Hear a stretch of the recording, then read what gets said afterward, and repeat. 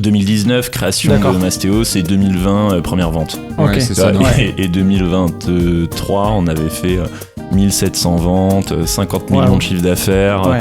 155 millions de valos, 65 millions d'euros levés, et on a ensuite explosé en vol Ouais. suite à la hausse des taux. Et c'est très impressionnant, très stressant aussi, très traumatisant d'ailleurs. ouais, Ouais. Et ensuite, c'est quelque chose. après ça devient pénible pour moi le gérant, parce que tu reçois 10 LRR par jour, tout Ouais. le monde veut t'attaquer en perso. Maintenant, cette transparence, elle sert aussi à prévenir que ça se reproduise sans dissuader les vocations entrepreneuriales. Donc Ouais. c'est un fin équilibre à trouver, parce que si jamais je raconte à quel point c'est traumatique de vivre une faillite, personne va vouloir prendre de risques. Donc en fait, c'était une aventure telle que je la conseille à tout le monde, mais peut-être sous un format un peu plus prudent. Donc bienvenue à tous dans ce nouvel épisode de Limo sans cravate. Aujourd'hui, on est accueillis très gentiment dans l'appartement de Thierry Vignal, On est chez ma copine. chez la copine de Thierry J'ai la Vignal, copine. pour faire un épisode dédié, on va dire, à l'investissement immobilier.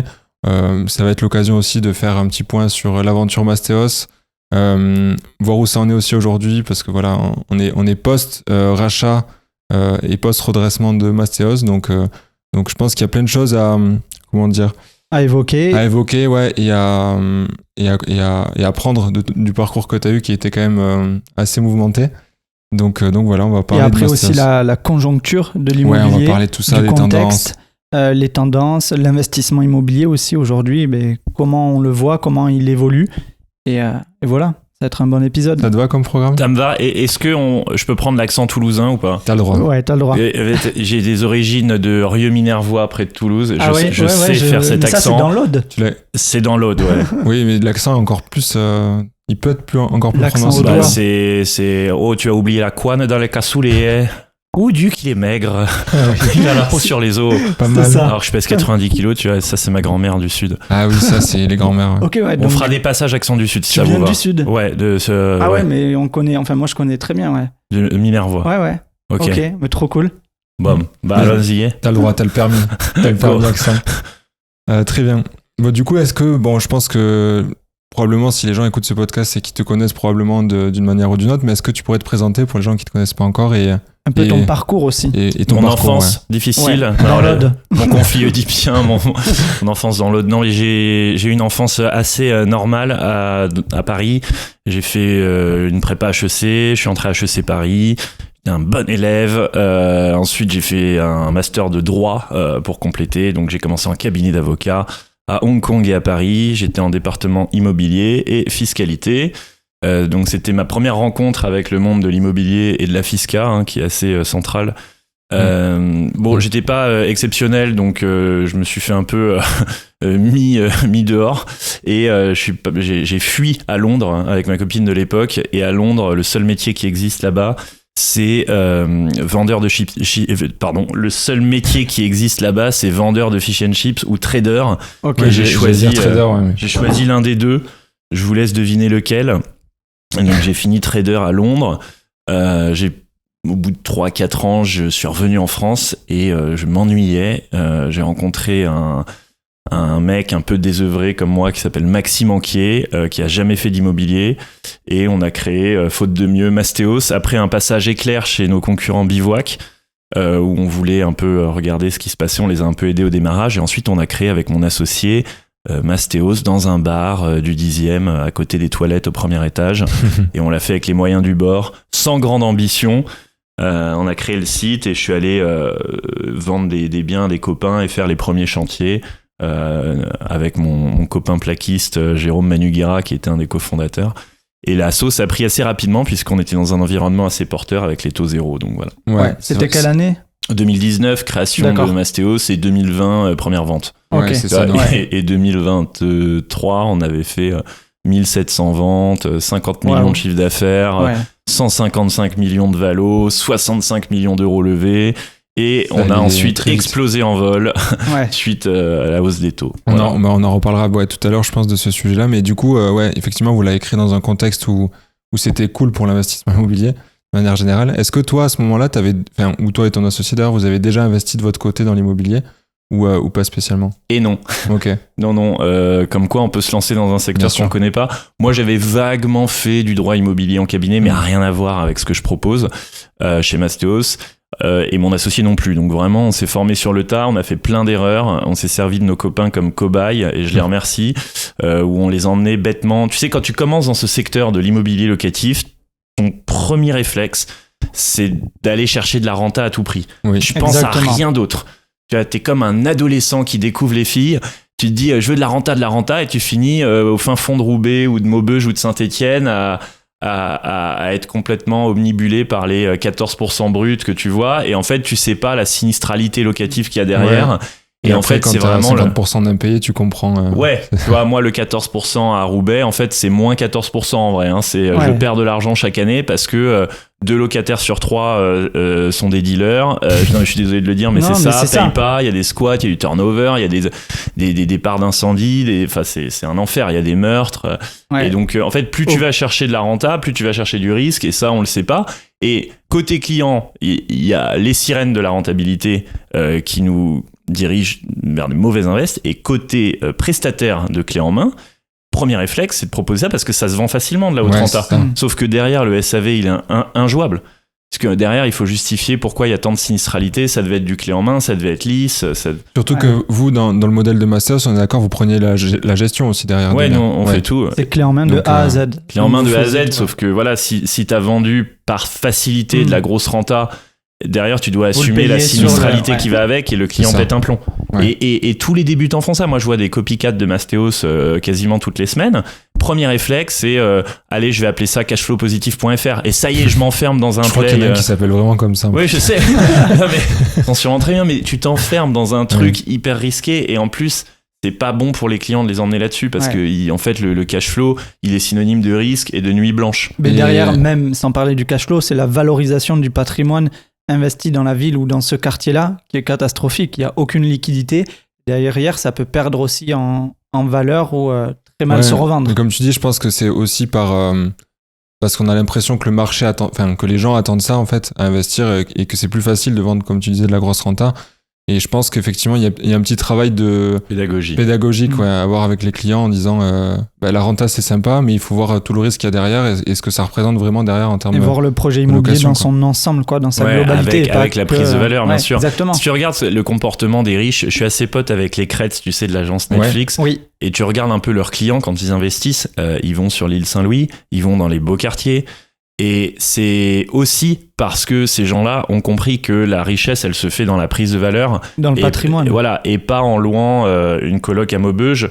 Et donc, je pense qu'il faut aussi mimer un peu ces comportements des plus fortunés qui vont plus chercher la prise de valeur que le cash flow de manière un peu bête et méchante, quoi. Ouais, mais on en revient à l'emplacement. Hein. Et puis, en plus, ce dont je me suis rendu compte qui est bizarre, c'est que quand tu as un bien prime, en général, le loyer, il suit d'une manière ou d'une autre. Par exemple, à Paris, si tu as un bien exceptionnel, Paris, c'est pas rentable, on est d'accord.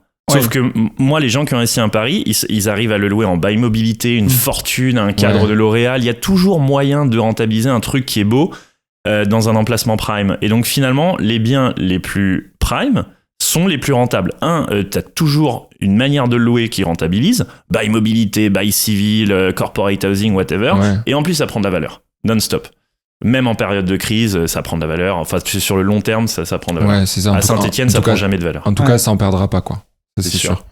Ouais, effectivement. Mais je pense que c'est peut-être aussi que les gens qui recherchent du cash flow, ils sont pas dans la même démarche, tu sais, d'investissement patrimonial pour s'enrichir à long terme, mais c'est plus des besoins court terme en mode je veux changer de taf, donc je veux créer mon nouveau taf avec mes investissements immobiliers, tu vois. Bah, le truc, c'est que ça se fait, hein, à la limite, pourquoi pas, on peut aller chercher du cash flow, mais c'est un nouveau taf, c'est pas passif. Ça. En fait, plus t'as du cash flow, moins c'est passif. Ouais, complètement. Mais nous, c'est revenu plusieurs fois dans le podcast aussi que l'investissement, c'est pas passif. L'investissement immobilier n'est pas passif. Enfin, il est pas passif si tu veux en vivre, parce qu'en fait, il y a rien qui te rapporte du cash flow sans rien faire. Sinon, il faut déléguer, et là, voilà, ça a un coût aussi, et il y a la tranquillité derrière. Mais voilà, oui, c'est ça. On n'a rien sans rien, quoi. Complètement.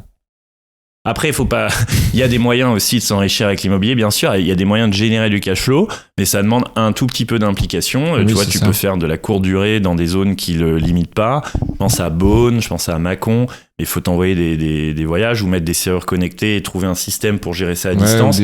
Il y a automatiser, des plays. passer Ouais. par une conciergerie, mais là encore une fois ça coûte. Même mais sans conciergerie, tu peux automatiser, trouver un prestat sur place et du coup, mais t'as quand il même. faut s'en occuper. Voilà, tu vas devoir répondre à des messages parce que le mec il va pas savoir allumer la plaque ou il va avoir un problème pour ouvrir la porte. Enfin, voilà, c'est pas passif non plus quoi. Comme tu dis, Exactement. c'est une création d'activité à part entière. quoi. Et ça, c'est aussi la faute des formateurs. Oui. Je parle pas de vous, mais plutôt de ceux Ouais, un peu non, plus mais bien cheap sûr. qui Non, mais on est vendent d'accord avec toi, hein. devenir rentier, etc., qui nous ont fait beaucoup de mal. Vous l'avez ressenti sur la période. Ouais, à l'époque des taux zéro, Ouais. c'était la grande mode de dire Ouais. devenir rentier avec l'immobilier, cash flow à gogo, etc.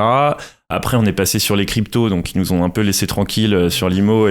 Mais c'est vrai qu'on vit dans une époque de l'instantanéité Ouais, avec ça. tout ce TikTokisme, tu vois. Il faut Ouais. que ça soit immédiat. La crypto, c'est tu t'enrichis de manière immédiate. L'immobilier, il subit cette pression de l'immédiateté où faut générer du cash flow et devenir entier maintenant. Et non, en fait, l'immobilier, c'est sur le temps long. Ouais, c'est ça. Tu vois, Ouais. j'ai côtoyé plein de gens qui avaient vraiment fait fortune dans l'immobilier, mais quand je dis fortune, c'est on n'est pas loin des milliardaires en partant de zéro. Ouais. En revanche, c'est sur 30 ans. Ouais, c'est ça. Voilà.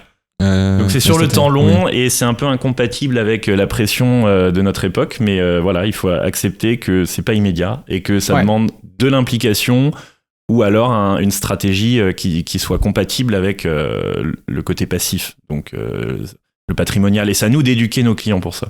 Oui, c'est clair. C'est clair. Je pense que comme on disait tout à l'heure, il y a un gros travail pédagogique à faire et Et justement, qu'est-ce Et que ouais. vous disiez à vos clients quand ils arrivaient et qui disaient oui, ben moi je veux du cash flow sur l'opération, je veux 300 € de cash flow, sans prendre en compte tous les risques qu'il peut y avoir derrière.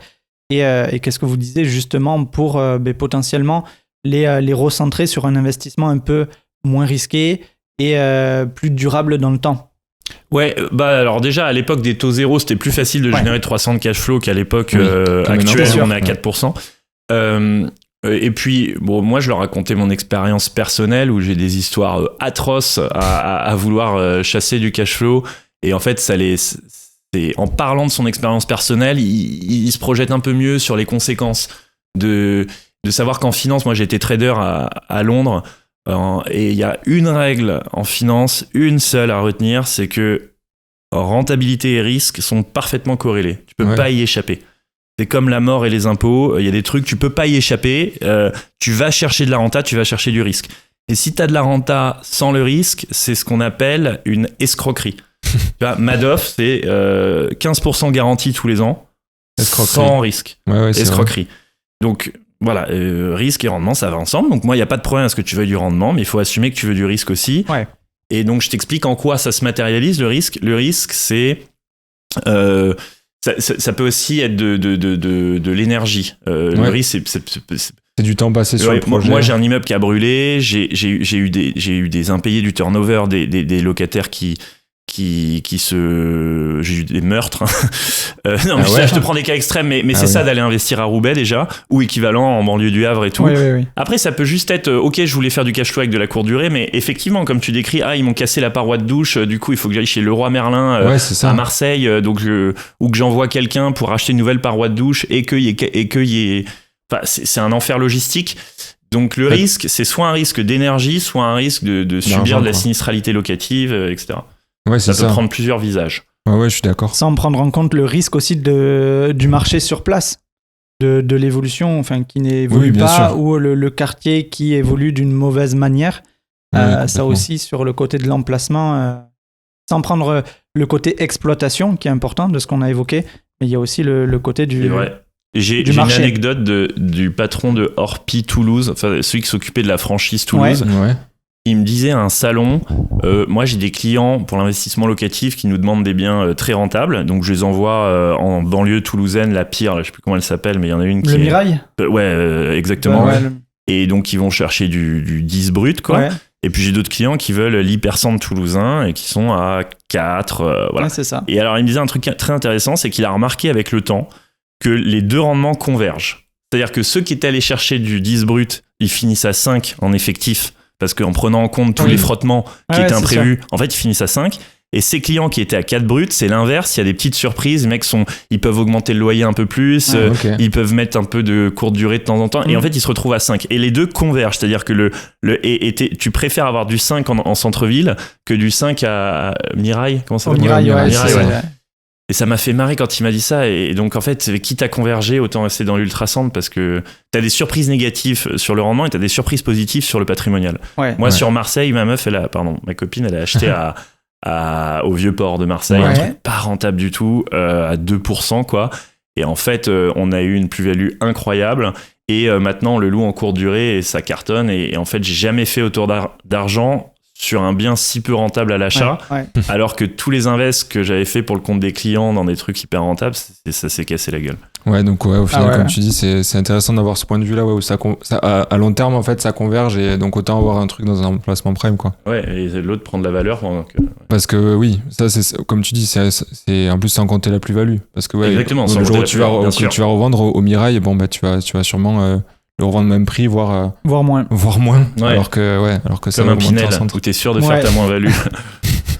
C'est ça, exactement. Carrément.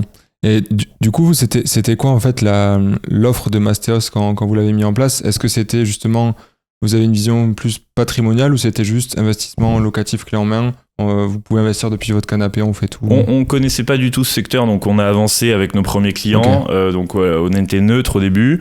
Déjà, on leur trouvait des biens un peu rentable quand même. Donc on a commencé au Havre, à Rouen, à Lille.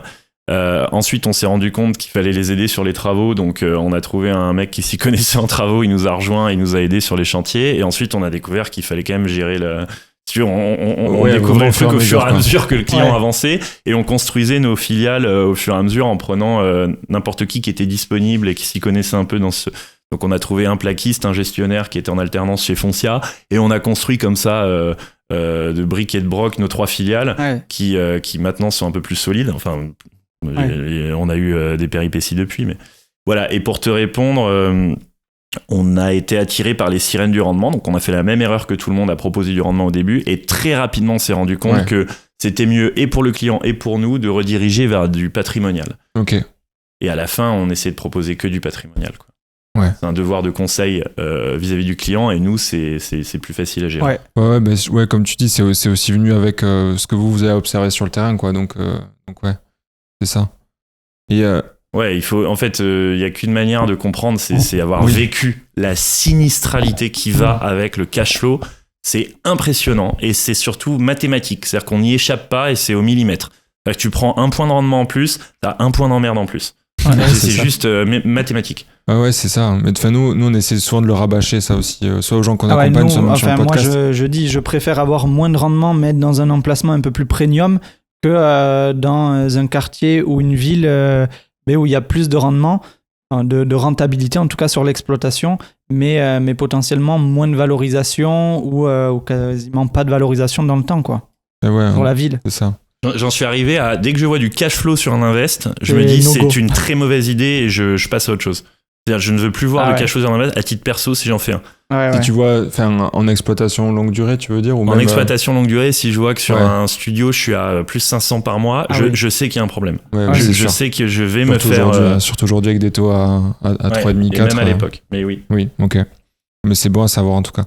Et toi, du coup, avec toute l'expérience que vous avez eue avec Mastéos, tu disais 1700 ventes quand même en 3 ans, donc ça en fait des projets. Dans 180 villes, 3 pays, 900 chantiers, enfin un vrai bordel opérationnel. C'est vrai, 3 pays en plus, Et du coup, justement, en 180 villes, est-ce que tu as remarqué peut-être des tendances, des villes qui se développent, qui ont tendance à se valoriser, qui sont intéressantes potentiellement pour les gens, pour investir ? Sans parler de Roubaix. Je pense qu'il va pas forcément le conseiller, quoi. Il y a 2 choses. Il y a les villes où nous on était présents et on sentait de l'attraction, et il y a mon petit top 10 à moi. Et parfois il y a des villes où on n'était pas mais qui font partie de mon top 10. En l'occurrence, Marseille a connu une effervescence incroyable au cours des dernières années. Il y a un moment où une vente sur 2 chez Mastéos c'était à Marseille. Donc nous on a repeuplé le vieux port de Parisiens, ils sont ravis. De Parisiens, de propriétaires en tout cas. Et donc Marseille marchait bien, Toulouse exceptionnel aussi, et puis en plus c'est ma ville préférée franchement. C'est vrai ? Ouais, franchement. Ça parce non, je te jure, j'adore. Ok. Franchement, je kiffe Toulouse, sauf que c'est difficilement accessible en train. Ben ouais, Ouais. on en parlait pendant un podcast, je crois que c'était hier. Effectivement, en fait, je crois que depuis Paris, c'est une des villes les moins accessibles, en fait, quoi. Ouais. C'est un truc de fou. Ouais, c'est Tant plus, qu'il y a pas le c'est- TGV, c'est hein. plus facile d'aller au Kenya qu'à Toulouse pour moi, franchement. Mais dans mon top 10, il y a des villes où on n'était pas. Il y a Metz. Ok. Je vais vous expliquer comment je fonctionne pour ce classement. Ouais. Angoulême, trop bien. Niort. Thionville, désolé, c'est un peu exotique. Colmar. Qu'est-ce que j'ai d'autre? J'ai l'impression que c'est souvent des villes moyennes, quoi. Ouais, Depuis un- en fait, si tu as une approche statistique du sujet, tu vas regarder le rendement. Et comme on l'a répété 20 fois, Le risque. c'est dangereux de s'arrêter là. Mais c'est quand même à prendre en compte. Et ensuite, tu vas regarder si ce rendement il est corrélé au risque ou s'il y a une petite anomalie. Et le risque, ça va être le niveau de demande locative. Donc, s'il est faible, comme à Saint-Étienne, bah, le haut rendement, il sert à rien parce que tu n'arrives pas à l'exécuter puisqu'il n'y a pas de locataire. Et s'il y a des locataires, il faut qu'ils soient solvables. Parce que parfois, tu as des villes comme Maubeuge où tu as une tension locative de dingue parce qu'en fait, les gens sont insolvables, peuvent pas s'acheter une résidence principale, préfèrent être locataires, mais peuvent pas payer le loyer. Donc, en fait, la demande locative en tant que telle, elle ne suffit pas, il faut que ce soit une demande solvable. Donc, ce qu'on va regarder, c'est Tout à fait. bon, prix au mètre carré loyer, ça te donne le rendement, c'est cool. Ensuite, on regarde s'il y a un niveau de tension locative suffisamment élevé. Donc là, tu as le tensiomètre locatif de Log-Service qui est top. Ou alors, tu mets une fausse annonce sur le bon coin et tu vois si ça mord. Et ensuite, tu vas regarder le revenu médian par habitant. Ça, je regarde. Tu l'as sur l'INSEE, tu l'as sur la page de la ville Meilleurs Agents, hein, si tu scrolls down. Et une fois que tu as une ville qui est à la fois rentable, avec une très forte demande locative et des locataires solvables, là, il y a jackpot. Là, là, potentiellement, ça contredit ce que j'ai dit avant. Tu as peut-être une anomalie de marché à aller arbitrer. Tu l'as, par exemple, sur des villes comme Annemasse, où tu as des gens qui sont payés en Suisse, donc super solvables. Ouais. Un foncier qui est relativement bas, tu es en dessous des 3 000 € du mètre carré. Des loyers costauds. Et donc, tu as de la renta, tu as de la tension et tu as des locataires solvables. À Thionville ou à Metz, tu es proche du Luxembourg. Donc, il y a l'effet frontalier, il joue pas mal parce que ça enrichit beaucoup les locataires. T'as Niort qui est une ville où il y a beaucoup de locataires parce que c'est la capitale des banques et des assurances, mais les gens ils viennent pour un épisode pro de 1, 2, 3 ans. Donc ils restent locataires, mais ils sont payés par des banques, donc ils ont des super salaires. Et Niort, peut-être parce que la ville est pas très belle, elle n'est pas chère. Du coup, t'as un foncier pas cher, des locataires banquiers et une tension locative qui est note maximale sur Log-Service. Donc pareil, jackpot. Ok, voilà. En tout cas, je suis persuadé, comme tu l'as dit, que. Et je pense que c'est une des caractéristiques du marché immobilier aussi, c'est que les anomalies existent, contrairement potentiellement à acheter des actions en bourse où les anomalies sont quand même plus compliquées. C'est vrai. Ouais. Là, en fait, tu peux trouver des affaires où on va réussir à trouver, comme tu disais, des anomalies de marché, quoi. Simplement. Alors, c'est marrant que ce rapprochement parce que moi, j'étais trader chez HSBC et si tu veux, nous, on allait chercher des anomalies de marché, mais sur le Forex, moi, j'étais sur le Forex, les devises, t'as des astrophysiciens dans le monde entier qui ont des algorithmes faits par des PhD en maths et des médailles Fields. En fait, ta concurrence pour arbitrer ces anomalies, elle est écrasante. C'est-à-dire que tu peux rien faire. C'est ça, et c'est pas avec ton analyse technique, support, résistance, Fibonacci, je sais pas quoi, que tu vas réussir à tuer le fonds Soros ou Citadel ou Millennium, qui ont des ressources incroyables, quoi.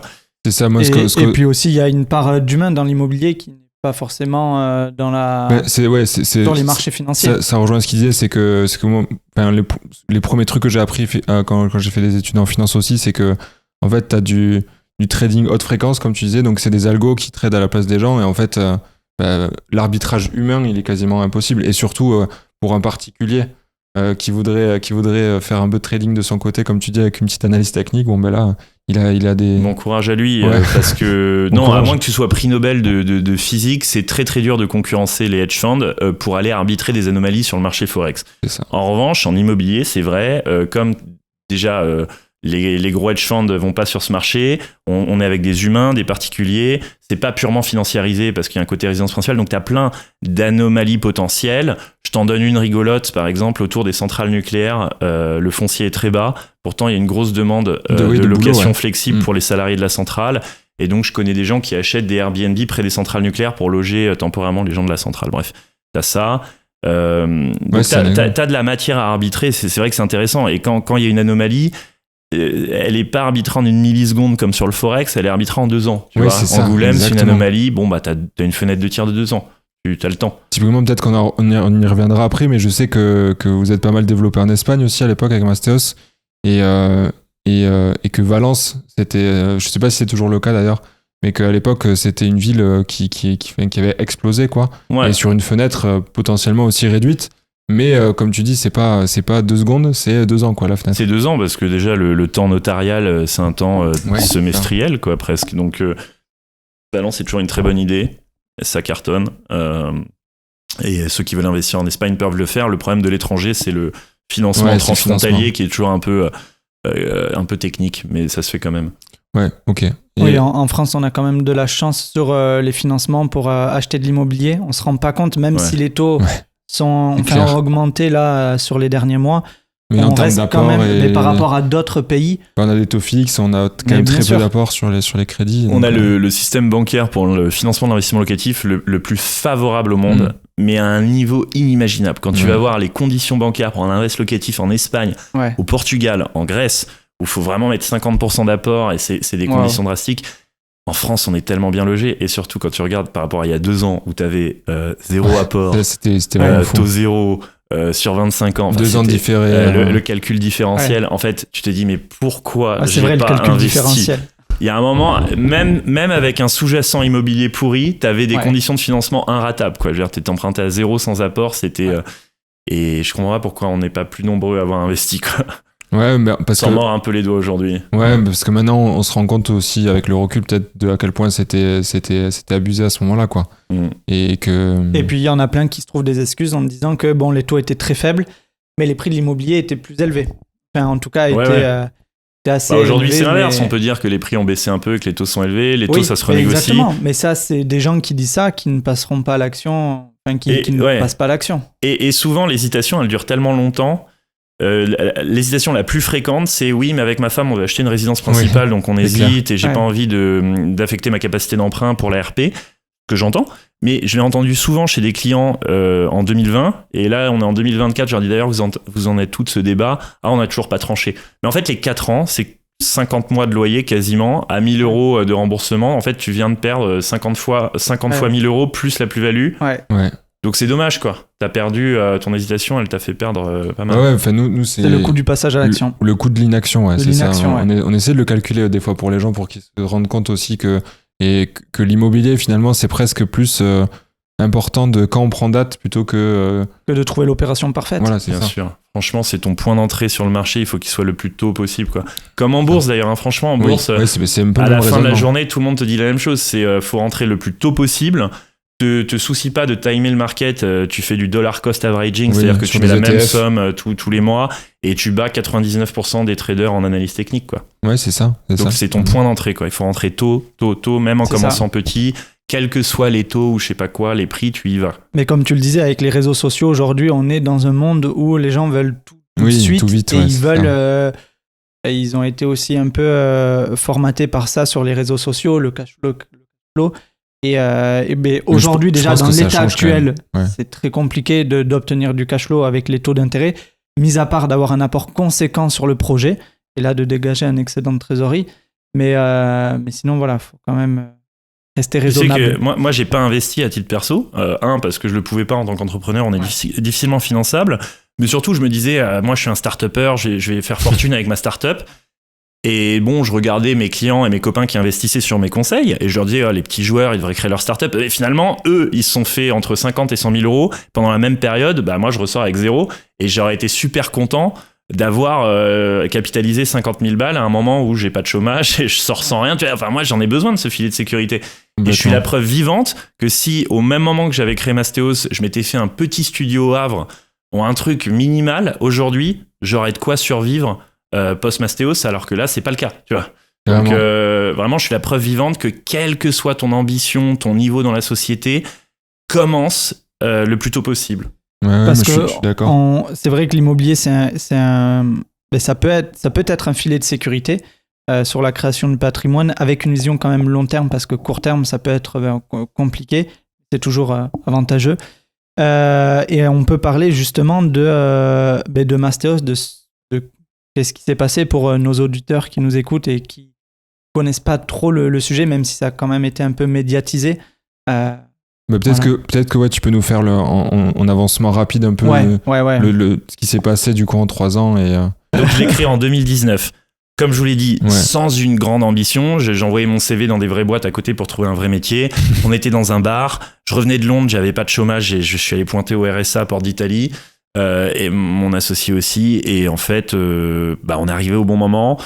Moi, j'avais un peu les codes du venture capital parce que j'ai fait une école, j'ai 2-3 potes qui travaillaient dedans, donc c'est une vraie langue. Hein. Ouais, j'ai fait HEC à Paris et c'est une langue que j'ai appris. Il y a des mots, le burn, le MRR, le churn rate, churn, tu vois, le pré-seed, le seed, bref, t'as plein de mots à apprendre. Et une fois que t'as compris le langage et que t'as une belle histoire à raconter, dans cet environnement où le marché VC était injecté de liquidités de la Banque centrale et en même temps que mes clients pouvaient emprunter à taux zéro, j'étais au bon moment, au bon endroit.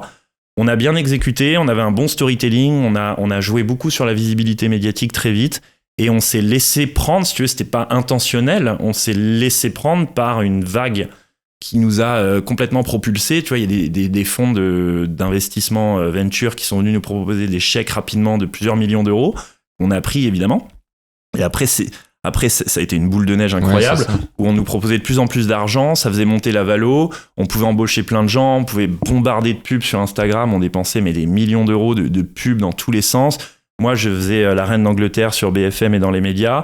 Et en fait, tout ça a pris et il y a eu une accélération, je crois que la plus impressionnante du secteur. C'est-à-dire que ça donne le tournis. Si tu veux, en 2020, on commence notre première vente. En 2022, 2023, on en a fait... plus de 1200, 1300 dans des centaines de villes, 900 chantiers, et on a levé 65 millions sur un délai très court. On a embauché 400 salariés en 2 ans. Enfin, c'est absurde. T'imagines qu'à un moment, j'avais structurer tout ça. C'était vraiment à la fois très amusant à vivre, mais très dur. Et si tu veux, j'avais des chasseurs de tête qui chassaient des recruteurs, dont le rôle était de recruter des recruteurs parce qu'on n'arrivait pas à embaucher assez vite. Et les clients, on en avait, mais si à un moment, en juin 2022, on a signé 250 compromis. T'imagines en un mois. En fait. Même les notaires. Il y avait rien qui suivait parce qu'ensuite 250 compromis, c'est 200 chantiers derrière et j'ai pas 200 équipes d'artisans dispo dans les 3 mois. Donc en fait, t'as vécu un peu l'explosion de ce que peut vivre une startup tech quasiment, sauf que avec des problématiques physiques. Terrain c'est pas du tout compatible. Et ça, les VC l'avaient pas compris, nous non plus. C'est quand tu scales pas une boîte Ops, une boîte d'opération de terrain, comme tu scales une boîte d'intelligence artificielle. Ouais, carrément. Et nous, on n'a pas compris, nos actionnaires ont pas compris, et aujourd'hui, on comprend que les boîtes terrain, les boîtes Ops, les boîtes d'immobilier, ça se scale pas, ce ne sont pas des fusées, ça se fait sur le temps long, si tu veux. Nexity, c'est 30 ans, Novaxia qui m'a racheté, ça fait 25 ans. Tous les grands succès immobiliers se font sur des décennies, mais tu ne fais pas un Mistral sur une boîte d'artisans à Bourg-en-Bresse, quoi. Parce que t'as eu l'idée, ça t'est passé par la tête de faire justement de créer une boîte travaux pour gérer tous les projets. Nous, on avait 3 filiales. La filiale acquisition, vous avez la transaction, filiale travaux, filiale gestion avec carte T, assurance décennale, carte G. On avait même à un moment des ouvriers, des artisans en CDI. Je crois qu'on en a une 60aine en CDI, des plaquistes, des électriciens, des plombiers, des chefs de chantier, des conducteurs. On a des entrepôts à Lille, en Île-de-France. On avait plusieurs milliers de mètres carrés d'entrepôts pour stocker les matériaux, les meubles, etc. Donc on avait tout internalisé. On s'imagine pas tout même la logistique qu'il y a derrière tout ça, quoi, au final. Et c'était un enfer opérationnel, 400 salariés à gérer. En plus, l'étalement géographique sur 180 villes et 3 pays. En fait, ça donne le tournis tant dans les chiffres financiers, dans la vitesse d'accélération que dans l'enfer opérationnel. Et ça aurait pu se gérer, mais les taux d'intérêt ont quadruplé en un an. Et la sensibilité de notre business au taux d'intérêt, elle est extrêmement forte. Elle est aussi forte que Nutella par rapport au prix de la noisette, quoi. C'est vraiment, ça nous a mis à terre. Et il n'y avait rien qu'on pouvait faire face à cette vague, si tu veux. Tu peux pas downsizer, tu peux pas... en fait, quand tu as 400 salariés et que le marché il s'effondre en 3 mois, t'as pas le temps de réagir. Donc on a mis la clé sous la porte, terminé, et ça a été revendu à Novaxia. Puis encore une fois, c'est du temps long, quoi. C'est-à-dire que t'as des chantiers en cours qui ont commencé, donc il faut les terminer.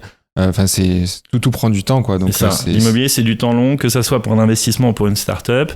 Pour te donner un ordre d'idée quand même de l'effondrement du marché dont vous souffrez aussi, nous, le coût d'acquisition d'un client en 2021-2022, le coût de ce que ça nous demandait en pub pour choper un client qui va jusqu'au bout, c'était 1 000 €. D'accord ? Donc ce qu'on appelle le CAC, coût d'acquisition client, c'était 1 000 €. Là, fin 2023, c'était 7 000 €. C'est-à-dire qu'il faut dépenser 7 fois plus pour avoir un client qui va jusqu'au bout. Et je parlais à un de mes plus gros concurrents, dont je tairai le nom, qui m'a dit mon CAC, qui est à peu près le même que le nôtre historiquement, il est passé là, à 25 000 €. C'est-à-dire que, ça veut dire que lui, s'il facture pas 30 000 € de com, il perd de l'argent. Wow. C'est absurde. Et ça te montre à quel point le secteur de l'investissement locatif s'est effondré suite à la hausse des taux, suite au changement de règles du HCSF, etc.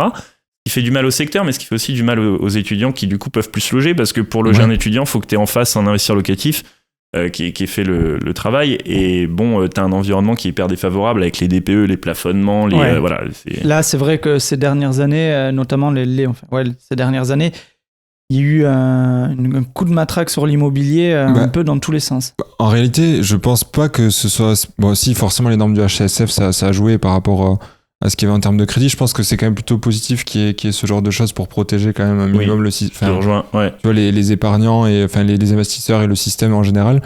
Mais par contre, effectivement, comme tu disais, je pense que c'est surtout la corrélation du marché avec ces taux qui est juste trop importante, parce que là, on parle de l'investissement locatif. Mais en réalité, là, il y a les agences immobilières qui souffrent, les promoteurs, tout les déménageurs, les cuisinistes. C'est vraiment tout l'immobilier. Tu vois, c'est les artisans. C'est un truc de fou. Les diagnostiqueurs. Non, mais tu as au moins 20 métiers que j'avais listés qui sont affectés. C'est un phénomène mondial. Oui, c'est ça. Et bon, il y a un petit côté nettoyage darwinien aussi, parce que survivront les plus forts, ceux qui sont les plus agiles, qui peuvent s'adapter. Donc il y a un nettoyage de marché, mais il y a des conséquences désastreuses au niveau humain, et on n'est pas aidé par le gouvernement. À la place du gouvernement, j'imagine que j'adopterai la même posture, parce que tu vois pas trop l'intérêt politique d'aller enrichir des investisseurs. Tu vois pas trop il y a le sujet logement, quoi, quand même. C'est ça. En fait, tu te dis, j'ai pas envie d'enrichir des investisseurs locatifs ou de les aider, parce qu'il y a aucun intérêt sociétal à faire ça. Et l'État peut pas subvenir à tous les logements. Tu peux pas sauver tout le monde. En revanche, le problème, c'est qu'en n'aidant pas les investisseurs, finalement, ton électeur final, qui est le locataire, il souffre. Donc, c'est des effets politiques indirects qui sont mal calculés. Et je pense qu'à un moment, ils vont s'en rendre compte, quoi, parce qu'aujourd'hui, tu peux plus être logé. On en parlait hier avec Flavien Douetto, du coup, de Hublot.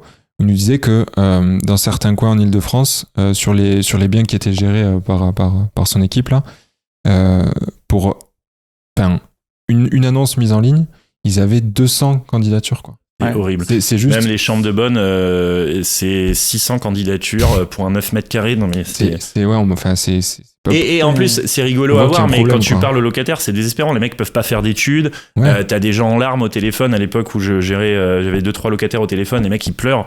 Ils disent, en fait, je trouve pas de logement, je peux rien faire. Il y a des conséquences humaines désastreuses. Et ça, malheureusement, c'est lié au fait que les investisseurs locatifs se font massacrer. Ouais, c'est ça. Avec la conséquence indirecte. Et c'est mal calculé. On n'a pas trouvé encore l'équilibre, quoi. Et qu'est-ce que tu aurais, en sachant ça, qu'est-ce que tu aurais mis en place justement pour temporiser un peu cette montée des taux qui a été vraiment un coup de massue?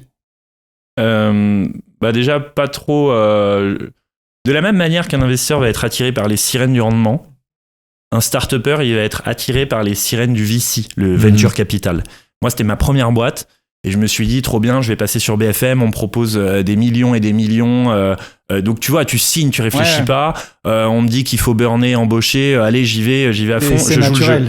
Et c'est un réflexe, tu te laisses porter par le truc. En fait, ceux qui ont joué à ce jeu-là comprennent que c'est pas mal aussi d'avoir une démarche un peu plus protective, souple, agile. Et voilà. Et donc, pour répondre à ta question, ce que j'aurais fait, c'est avoir une structure de coût moins lourde qui permette de naviguer sur les cycles, quoi, et pas écouter bêtement les VC. Parce que c'est les VC, entre guillemets, qui te poussent à vraiment tout cramer comme ça, ou Bon, alors déjà, je vais pas me déresponsabiliser et tout mettre sur les VC, parce que pour le coup, sans les VC, t'as pas d'écosystème tech, t'as pas de belles boîtes. Moi, mon actionnaire principal, il est actionnaire dans TikTok. Donc parfois ça marche, tu vois. Airbnb, ça marche aussi, mon actionnaire y était. Donc non, les VC, c'est très bien, mais ils ont pas les mêmes contraintes que toi. Le jeu d'un VC, c'est de mettre beaucoup d'argent dans 10 boîtes t'en as 9 qui vont mourir Et et une t'en qui as va une qui va exploser. devenir un TikTok ou un Airbnb, d'accord? Et le truc, c'est que tu sais pas laquelle ça va être, mais tu sais une chose, c'est qu'il faut que tu pousses à fond parce que tu deviens pas un TikTok ou un Airbnb en jouant la PME défensive. Donc le VC, son rôle, c'est de te mettre la pression pour appuyer à fond sur l'accélérateur. T'as 9 chances sur 10 de te planter, mais si ça marche, ça cartonne. Et donc voilà les règles du jeu. Donc c'est pas les VC, ils sont méchants, c'est caca. Oui. Ouais. C'est plutôt on joue un jeu, voilà les règles mais t'as le droit de dévier un peu de ces règles du jeu et d'avoir une trajectoire un peu médiane où t'es pas débile à embaucher 400 salariés parce qu'il faut cramer ce que t'as levé. Voilà. Donc moi j'ai été un peu débile. C'était ma première boîte. Après, c'est facile à dire maintenant qu'on sait ce qui s'est passé. Mais je suppose que quand t'as été confronté à ça, comme tu disais, avec énormément d'argent qu'on te proposait pour investir dans la boîte, forcément que tu dis oui et forcément que tu vas tenter le truc. Toi aussi, tu veux progresser avec la boîte, tu veux la faire évoluer. Donc c'était normal. C'est ça. Déjà, ça marchait. Le chiffre d'affaires, il faisait x3 chaque année. On signait en juin 250 compromis. Donc factuellement, ça fonctionnait. Après, c'est vrai que côté entrepreneur, il y a tellement d'adrénaline, il y a tellement de frissons, tu vis un truc de malade, tu vois. En fait, pour rien au monde, t'as envie de ralentir. C'est juste une drogue, si tu veux. De voir ta boîte grossir, à la fin, t'as 400 salariés, t'as des bureaux de dingue, t'es sur BFM, tu vis un truc de malade. Ah, c'est sûr. Et d'ailleurs, je suis assez ravi d'avoir eu cette expérience, même si ça finit, comme on le sait, en redressement. Mais la voie où tu vas un pied devant l'autre tranquillement et du coup tu sors des projecteurs et t'as pas ces frissons, c'est clairement celle qu'il faut adopter. Mais quand c'est ta première boîte, tu vois ce que je veux dire. T'as envie aussi de rechercher les sensations de l'entrepreneuriat sous stéroïdes, quoi. Ouais, et puis je sais pas s'il y avait déjà des boîtes, on va dire en tout cas un peu dans le même secteur ou dans le même type, qui avaient déjà levé des fonds au final. Jamais. Donc si tu veux, on a servi un peu de cobaye au VC, ils savaient pas que c'était pas possible. C'est ça. Et on l'a découvert ensemble, quoi. Tu ne scales pas une boîte d'ops. Ouais. C'est ça. Donc il faut bien quelqu'un qui... Ça marche. En fait, un Mastéos, ça marche bien quand c'est une relation one-one, intuitu personae, avec quelqu'un de confiance sur place, qui connaît sa ville, qui t'accompagne de A à Z et qui délègue pas à 14 personnes déresponsabilisées dans des rouages ultra processés où tu vois, c'est déshumanisant à la fin. Tu sais plus qui est ton interlocuteur parce qu'en fait, chaque micro-tâche a été divisée. T'as un mec qui s'occupe du premier call, R0, R1, R2, R3, t'as changé 4 fois d'interlocuteur, tu te fais ballonner d'un service à l'autre, alors que derrière, t'as des gens qui sont sur place et qui connaissent leur marché, qui t'accompagnent directement. Et c'est ce modèle-là qui fonctionne à petite échelle. Donc peut-être sous un format réseau de mandataires, ça marcherait, mais l'idée, c'est t'es à Toulouse, tu conseilles ton client en direct sur Toulouse et ça marche très bien comme ça et tu peux faire de l'argent à titre individuel comme ça. Ouais, c'est vrai que c'est beaucoup le mode... Enfin, c'est vrai qu'il y en a beaucoup du coup de gens qui font ça sur ce modèle-là et c'est peut-être plus simple à gérer effectivement d'un point de vue opérationnel, quoi. Vous travaillez pas mal aussi avec d'agents immobiliers dans toutes les villes de France où vous étiez présents, qui vous amenaient des biens et derrière vous les proposez à vos clients pour un investissement locatif. Ouais. Donc il y avait aussi cette partie entre guillemets de prospection qui était un peu plus... Alors, vous avez des prospecteurs, je pense. Des chasseurs. Des chasseurs immobiliers. Et de l'autre côté, il y avait les mandataires avec qui vous avez un partenariat. Pour faire simple, tu as sell side, buy side. Donc, sell side, c'est les agents immobiliers qui conseillent les vendeurs. Nous, on conseille les acheteurs. On a des chasseurs qui vont chasser des biens qui soient sous mandat de vente ou qui soient off-market, direct vendeur, peu importe. Nous, on va regarder le meilleur bien pour le client. Et parfois, tu as effectivement un agent immobilier plus un Mastéos au compromis. Donc, tu as 2 coms, une com vendeur, une com acheteur.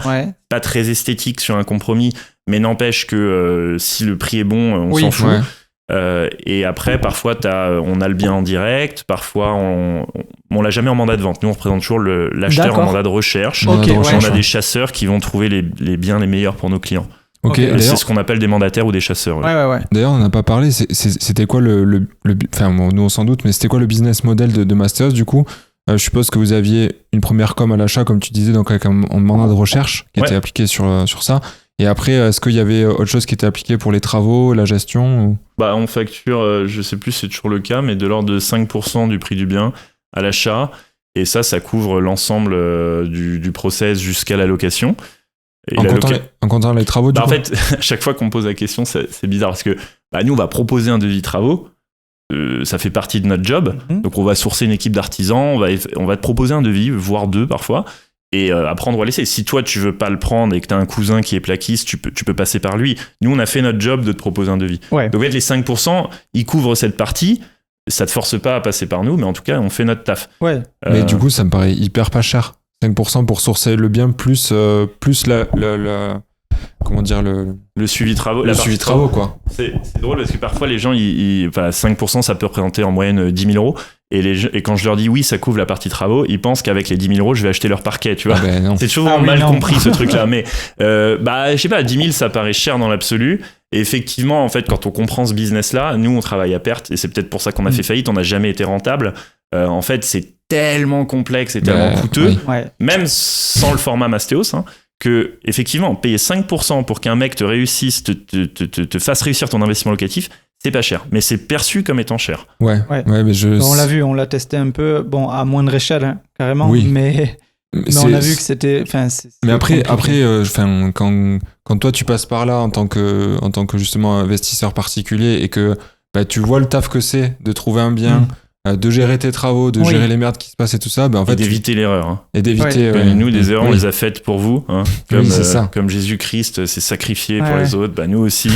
On a fait des tonnes d'erreurs. Sur les 1700, il y en a 150, 200 qui ont foiré. Nous, on a dépensé 5 millions d'euros d'indemnisation quand même. Donc, il y a eu des foirages monumentaux.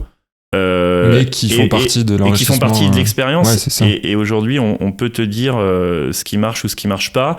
Et dans les 5%, il y a aussi éviter l'erreur. Parce que si tu vas en solo, comme moi au début, et que tu te prends les pieds dans le tapis, tu peux perdre beaucoup d'argent. Et ça vaut peut-être le coup de payer un pro qui est passé par ça avant toi pour juste éviter l'erreur, quoi. Ouais, et ça, c'est votre service de coaching aussi. C'est juste éviter l'erreur, ça vaut déjà 50 000 euros. On en revient à s'entourer des bonnes personnes.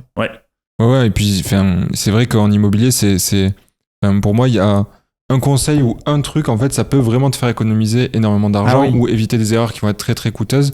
Et parfois, c'est juste un petit conseil. Et d'ailleurs, sur les startups, peut-être que le conseil aurait pu m'éviter la faillite et ça aurait pu être un WhatsApp d'un mec qui est passé par là avant. C'est vrai. Mais c'est un autre sujet. Ouais, c'est que tu achètes aussi de l'expérience, quoi. Ouais, c'est ça. Complètement. Bon, mais trop intéressant en tout cas. Est-ce que on peut peut-être parler du coup de ce qui s'est passé après, du coup, sur la phase redressement, parce que c'est vrai que c'est pas des choses qui sont forcément souvent abordées dans les podcasts, mais je trouve intéressant de comprendre du coup comment ça fonctionne. Ouais, alors quand tu as plus de trésor, tu dois déposer une déclaration de cessation de paiement. En général, les actionnaires sont pas ultra fans que tu fasses ça, parce que ça signe un peu la fin, mais moi, en tant que gérant, j'ai une responsabilité pénale, je crois, si je vais pas déposer dans les temps. Donc j'ai déposé une cessation de paiement. À un moment, on n'avait plus beaucoup de trésor, voire plus du tout. Et ensuite s'ouvre une période de redressement où le système judiciaire t'aide, entre guillemets, à trouver une solution.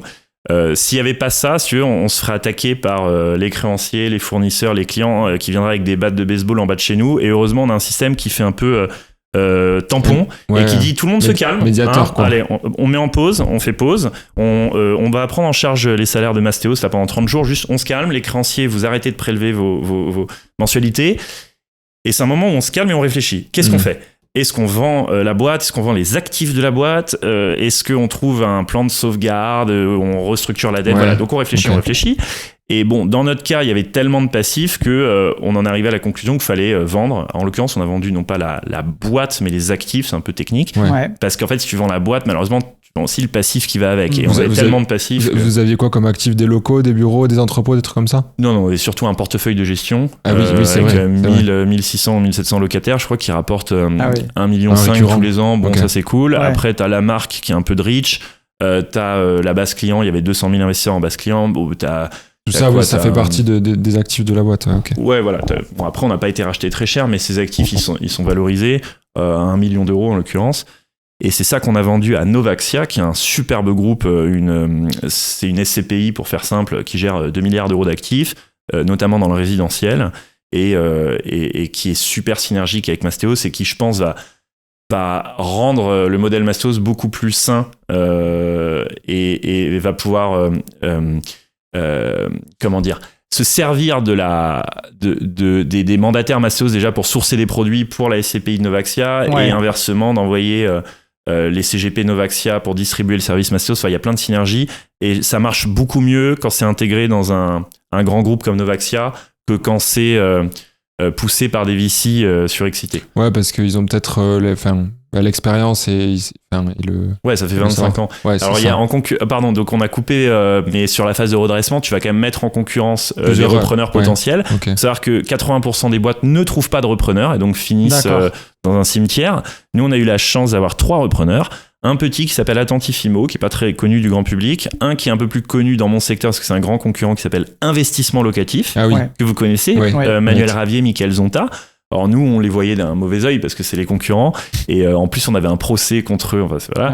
Sauf que on a découvert 2 personnes exceptionnelles et maintenant on est super potes, on s'adore. Ils ont essayé de bider sur le dossier Mastéos, mais Novaxia a fait une meilleure offre. Okay. Donc c'est Novaxia qui a gagné. Et là, ça se passe comment ? C'est le tribunal, qui choisit ? Ouais, t'as une audience Quai de Corse qui est assez impressionnante. Hein. C'est des salles d'audience, t'as l'impression d'être à la cour d'assises vraiment. Ouais. Et t'as 50 personnes à l'audience, t'as les administrateurs, les mandataires, les avocats, les juges, greffiers, procureurs, créanciers, représentants des salariés, KPMG et tout. Enfin, tu vois, c'est une salle d'audience, t'as l'impression d'être un grand criminel.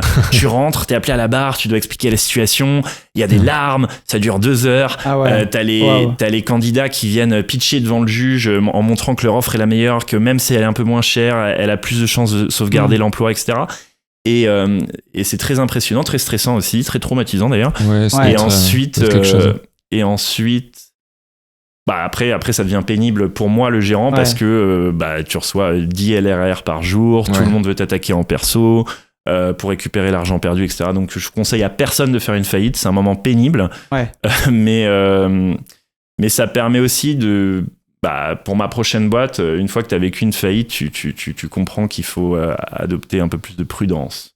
Si je vais remettre de l'argent sur quelqu'un, ça serait sur quelqu'un qui a déjà vécu une faillite, parce que je sais que le traumatisme est tel qu'il ne refera pas 2 fois la même erreur. Ouais, carrément. Oui, comme tu dis, c'est l'expérience du coup passée. Je sais plus qui c'est qui avait cet exemple-là. Il disait c'était un exemple avec un trader où le mec avait perdu 50 millions sur un trade. Il s'est fait virer et en fait il s'est fait rembaucher le lendemain pour encore plus cher parce que on dit là t'as fait une énorme connerie, mais on sait que maintenant que tu l'as fait, tu sais comment ça s'est passé, tu la referas plus. Il faut qu'elle soit assez grosse pour qu'elle soit assez traumatisante pour être sûr que tu la refais pas. Si c'est une petite erreur, elle va pas suffisamment t'affecter. Moi c'est vraiment le plus gros plantage de la décennie sur le secteur PropTech. Tu peux difficilement faire un plus gros plantage, de la même manière que tu peux difficilement faire une aussi grosse accélération, mais je sais que le prochain projet sera plus résistant. Mais je trouve que tu réagis très bien. Bon, t'as dû le travailler, je pense, mais t'as vachement de recul sur beaucoup de transparence aussi, parce que je pense qu'il n'y aurait pas tous les dirigeants qui feraient ça. La situation, et voilà, dans ce que tu racontes, c'est j'ai plus le terme, mais pour mieux sauter. Reculer pour mieux sauter. Reculer pour mieux sauter. Même si... la transparence, elle coûte pas très cher, honnêtement. J'ai pas grand chose à perdre à être transparent. Parfois, ça énerve un peu mes anciens actionnaires, et ce que je peux comprendre, parce que je raconte une vérité qui met certaines personnes qui faisaient partie de l'aventure dans une mauvaise posture, parce que c'est vrai qu'on a tous fait des erreurs, moi le premier. Maintenant, cette transparence, elle sert aussi à prévenir que ça se reproduise, sans dissuader les vocations entrepreneuriales. Donc c'est un fin équilibre à trouver, parce que si jamais je raconte à quel point c'est traumatique de vivre une faillite, personne va vouloir prendre de risques. Et en même temps, je veux rappeler à quel point l'aventure était incroyable. Même les salariés à la fin qui sont en contentieux contre nous parce qu'ils n'ont pas touché le chèque qu'ils devaient toucher, etc. Ils sont en contentieux, mais ils me disent quasiment tous, j'ai jamais vécu une aussi belle aventure, et là ils se font réembaucher dans des boîtes où ils retrouvent pas ce frisson-là, et ils arrivent plus à bosser avec la même intensité. Donc en fait, c'était une aventure telle que je la conseille à tout le monde, mais peut-être sous un format un peu plus prudent. Faut pas avoir peur, il y a pas mort d'homme, c'est un peu pénible quand ça rate, mais bon, voilà, on rebondit. Ouais, carrément. Ok. Et est-ce que du coup on peut peut-être parler de l'après? Est-ce que tu as des projets? Est-ce que t'as l'envie de remonter une boîte dans le futur, dans l'IMO ou pas d'ailleurs, peut-être?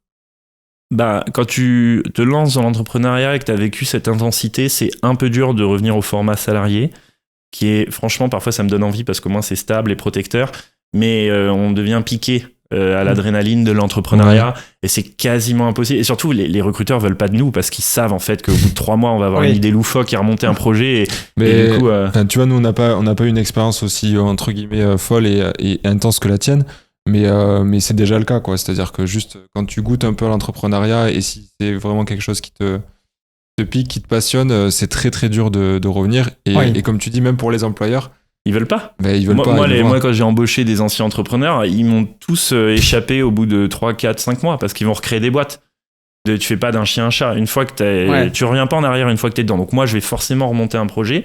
D'autant plus que malheureusement, le dirigeant, il est mal protégé. Nous, on n'a pas de chômage. On n'est pas payé pendant la procédure. On n'a pas de. Enfin, moi, j'ai rien. Tu vois, il faut bien que je trouve un moyen de vivre rapidement. Donc ça, l'absence de filet, il te force aussi à te bouger le plus rapidement possible, quoi. Et j'ai pas vendu de parts à l'époque. Alors mes parts, à un moment, elles valaient entre guillemets 30 millions d'euros. Sauf que c'est de l'argent virtuel. Quand t'es entrepreneur, et encore faut-il que tu vendes ta boîte pour le toucher. Bien sûr. Voilà, moi, j'ai pas fait de cash out, donc malheureusement. Ok. Donc au final, cette aventure-là, t'as pas enrichi quoi sur le plan financier. Elle m'a enrichi sur le plan intellectuel, mais pas moral, émotionnel, mais pas financier, non. Ok. Mais j'ai l'impression que c'est quand même. Dans beaucoup d'histoires de start-up où c'est le cas, où finalement le dirigeant, et même quand ça se passe bien des fois, il y a eu tellement de dilutions, etc. Ça c'est un autre sujet, mais c'est vrai j'ai plein de potes qui ont monté, j'ai quelques potes qui ont monté des boîtes de plusieurs centaines de millions. Et en fait, tu te rends compte qu'ils se retrouvent pas plus riches qu'un salarié chez Danone, parce qu'en fait, encore faut-il vendre ta boîte, et quand tu l'as pas vendue, tu ressors avec ce que tu peux, quoi, mais... donc non, les fonds, il y a un vrai contraste entre les méga levées de fonds et la situation financière des entrepreneurs. C'est important de le dire, ça, parce que souvent il y en a qui font la confusion. Oui, surtout si on n'est pas trop de ce monde-là, on voit sur les médias tel dirigeant a levé 60 millions pour son entreprise. Moi, quand il y a eu un article dans les Échos sur ça, sur les méga levées, j'ai plein d'anciennes copines qui m'ont écrit en pensant, je te jure. Et j'avais envie de leur dire, en fait, ça vient pas sur mon compte bancaire, hein, c'est voilà. Ah bon, ah pardon. Désolé, je te rebloque. Voilà. Ok. Donc tu as envie de relancer quelque chose. Est-ce que ce sera dans l'IMO ou pas? Est-ce que l'IMO, ça reste une passion pour toi ou pas spécialement? C'est plus déjà ça reste une passion et c'est dommage de me lancer dans les bougies après avoir accumulé autant de knowledge et de réseau sur ce secteur. Donc il faut aussi leverager ce que j'ai appris. En fait, maintenant je vends mon expérience après avoir fait 1700 investissements. Je sais ce qui marche pas, et j'essaye de répandre la bonne parole comme vous. Pour les gens qui veulent se lancer le jour où le marché repartira, quoi. Ok, très clair. Est-ce que on va arriver un peu sur la fin de l'épisode, on a dit déjà pas mal de choses. Et j'aurais aimé qu'on parle un peu de ta vision sur un peu les tendances qu'on va voir potentiellement dans l'immobilier, dans l'investissement. Et quand je parle de tendances, c'est un peu les nouveaux types d'exploitation peut-être des biens, les nouveaux actifs qui vont être intéressants pour les investisseurs, ce genre de choses. Les classes d'actifs, comme on disait tout à l'heure.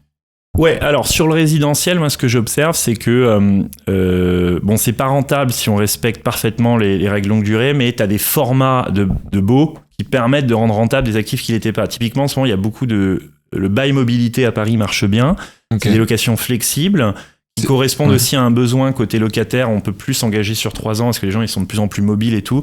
Et parfois, c'est peut-être plus simple d'aller en un clic avec une serrure connectée, louer un appart sur 3 mois. Donc, il y a une vraie demande pour la location flexible. Et en plus, le bail mobilité, si c'est en dessous de 8 mois, pas soumis au plafonnement. Et donc, c'est comme le bail civil pour le corps. Quand on loue à des entreprises, tu as des formats de baux qui te permettent d'être rentable sur des zones qui ne le sont pas. Typiquement, le bail mobilité sur Paris marche bien. Donc, je crois beaucoup à la location flexible. Ok, et ça doit aussi être lié beaucoup forcément à la tension locative du coup des endroits où il y a beaucoup de tension, ou en tout cas peut-être une forte demande de flexibilité. Il y a une forte demande de flexibilité, ça implique pas de commercialité, c'est pas soumis à la réglementation Airbnb, c'est pas soumis au plafonnement des loyers au DPE. Beaucoup plus souple. Ouais, peut-être que ça sera pas le cas dans 3 ans, mais en tout cas aujourd'hui le format bail mobilité marche bien. En courte durée, ça fonctionne pas sur les grandes villes, mais ça peut fonctionner sur des villes moyennes où il n'y a pas de contraintes. Ça implique un peu de logistique. Moi j'aime beaucoup Beaune, Mâcon, sur ce format-là, en courte durée, mais bon, il faut trouver un bon concierge sur place. Après, t'as les trucs un peu plus exotiques. Je vais te montrer un exemple marrant. C'est un type qui avait aménagé un sous-sol pour reproduire un décor de jet privé. Ok. Donc il a pris une archi du Bourget. Et donc il a acheté son sous-sol pas cher. Il a fait un décor de jet privé et il le loue 300 balles de l'heure à des influenceurs qui veulent faire croire qu'ils sont dans un jet et que leur formation leur a permis de devenir millionnaire. Énorme. Et le mec s'enrichit vachement avec son jet privé. C'est très niché par contre. C'est très niche, très exotique. Voilà, exactement. Après, tu peux faire, je sais pas, tu sais, avec ces actifs qui coûtent rien, tu fais une cave BDSM, un studio d'enregistrement ou de podcast, de musique, c'est beaucoup. Un décor de jet privé. Qu'est-ce que j'ai d'autre ? Je t'ai parlé des centrales nucléaires, ça c'est un peu plus rigolé. Après, t'as la logistique. Mon ancien associé, il va se lancer dans la logistique sous un format un peu particulier. Je vais pas dévoiler son truc. Logistique, c'est tout ce qui est tu prends stockage. un entrepôt et tu te débrouilles pour trouver un use case intéressant. Alors ça peut être je sais pas, un truc de paintball, peu importe, mais bon, lui il a une idée un peu plus sophistiquée que ça. Mais t'as d'autres classes d'actifs intéressantes. En bureau, j'ai pas trouvé de martingale sur les bureaux. À part peut-être la reconversion. Ouais, mais elle est dure à effectuer, hein. Le changement, la conversion. La réversibilité des bâtiments. Bureau-logement. Ça se fait un peu, mais c'est dur, ouais. Et après, finalement, le marché, actuellement, les taux sont élevés, mais les prix ont bien décoté, et on retrouve des rentables pas mal, hein, mine de rien. Je crois qu'on est plus rentable dans certains endroits qu'avant, parce que les prix ont vachement décoté, quoi. Et donc, l'idée, c'est aussi de revenir à des trucs simples et de dire, bon, bah, les prix, ils ont pris, tu vois, à Lyon, à Bordeaux, même à Paris, t'es à moins 10, moins 15%. Donc ta renta, elle augmente d'autant parce que ton loyer, il a pas baissé, alors que ton prix, il a baissé. Donc ta renta, elle a mécaniquement augmenté. Même peut-être au contraire. Et on retrouve de la renta. Et tu dis, oui, mais les taux sont à 4, ils seront peut-être à 3, je vais attendre. Non, parce que la fenêtre de tir, elle sera plus la même côté prix. Donc tu achètes maintenant, et tu prends ton taux à 4, tu serres les fesses, et quand ça passe à 2, on renégocie. Ouais. Mais ton prix, t'as qu'une seule fenêtre de tir, alors que ton taux, tu peux le renégocier. Donc tout simplement, pas besoin de faire des caves BDSM, on peut juste faire des studios à Paris, éventuellement en bail mobilité, mais à un prix bien décoté par rapport à avant. Donc en fait, le conseil, c'est de passer à l'action, quoi, aujourd'hui. On connaît le marché, on connaît le marché. Dans 6 mois, on ne connaît pas son évolution. Peut-être que les taux auront re-augmenté. Non, je pense pas, mais oui. En non, tout cas, la tendance n'est pas de ce côté. Il devrait baisser. Mais aujourd'hui, on maîtrise le marché. Donc, vaut mieux saisir une opportunité aujourd'hui qu'attendre dans 6 mois. Le meilleur moment pour investir, je pense que c'est hier. Et si t'as raté, c'est effectivement aujourd'hui. C'est comme quand tu plantes un arbre. Le meilleur moment, c'était il y a 20 ans. Non, maintenant. C'est sûr. Ouais, Carrément. On est carrément d'accord avec ça. On arrive vers du coup la fin de cet épisode. Merci beaucoup. On a une question qu'on pose à chaque fin d'épisode. Est-ce que tu pourrais donner un conseil justement aux personnes qui souhaiteraient se lancer dans l'investissement immobilier? Il y en a eu pas mal déjà. Mais... Ouais, il y en a eu plein, mais si tu devais en retenir et en donner juste un. Small is beautiful. Ok. Small is beautiful. Parce que les gens veulent toujours... Enfin, c'est stressant. Et en vrai, tu commences petit. Et en plus, c'est ce qu'il y a... Tu commences par un petit studio de 15-20 mètres carrés à Toulouse. Il peut difficilement te rater. Et c'est en plus ce qui se valorise bien, ce qui se loue le mieux, ce qui est le plus liquide. Donc, commencez petit. Même pour ceux qui ont des grosses surfaces financières, ça permet de se faire les dents. C'est moins facile qu'on ne le pense. Donc, le petit studio à Toulouse, c'est toujours le meilleur plan pour commencer. Carrément. J'aime bien dire que l'immobilier, c'est simple, mais c'est pas facile, quoi. C'est-à-dire que sur le papier, les étapes, tout le monde les a, tu vois, c'est pas compliqué, tu vois, c'est pas de l'ingénierie nucléaire, tu vois. Mais par contre, c'est pas facile dans le sens où on est confronté à plein de problèmes. C'est pas donné à tout le monde, ouais. Plein de problèmes, mais je pense que ton conseil de commencer petit, en plus, on l'a jamais eu dans le podcast, je crois. Non. C'est très bien. Ça permet de se familiariser, je pense, avec le process, avec comment ça se passe, avec les prix, avec comment on parle à un agent IMO, quand on va chez le notaire, comment ça se passe, les travaux. Comme tu dis, sur un petit studio, on ne prend pas beaucoup de risques. C'est pas stressant. Non. Ça permet d'éviter l'hésitation qui dure trop longtemps et qui coûte très cher. Parce qu'un petit studio, allez, on y va, on se lance et puis on en fera un deuxième plus tard. Et on se familiarise avec les problèmes potentiels. Parce qu'en fait, ils vont arriver, ils sont toujours nouveaux, c'est toujours problème qu'on n'avait pas vu avant, mais ils arrivent en fait et on s'en rend pas compte, on les sous-estime et ça permet de se confronter aussi à ton premier dégât des eaux, à ton... Je sais pas, c'est ça. Tu vois, t'achètes une coloc et finalement la copro ou la mairie refuse qu'il y ait des colocs à cet endroit, donc tu dois changer ton use case, Bon, je vais éviter de lister tous les problèmes parce que sinon on va perdre des clients. Ouais, c'est ça. Il y en a on a tout le compris temps. le principe. Carrément. Et merci beaucoup Thierry Merci pour l'échange. Merci les amis. Et à bientôt, j'espère. À bientôt. Ciao. Ciao.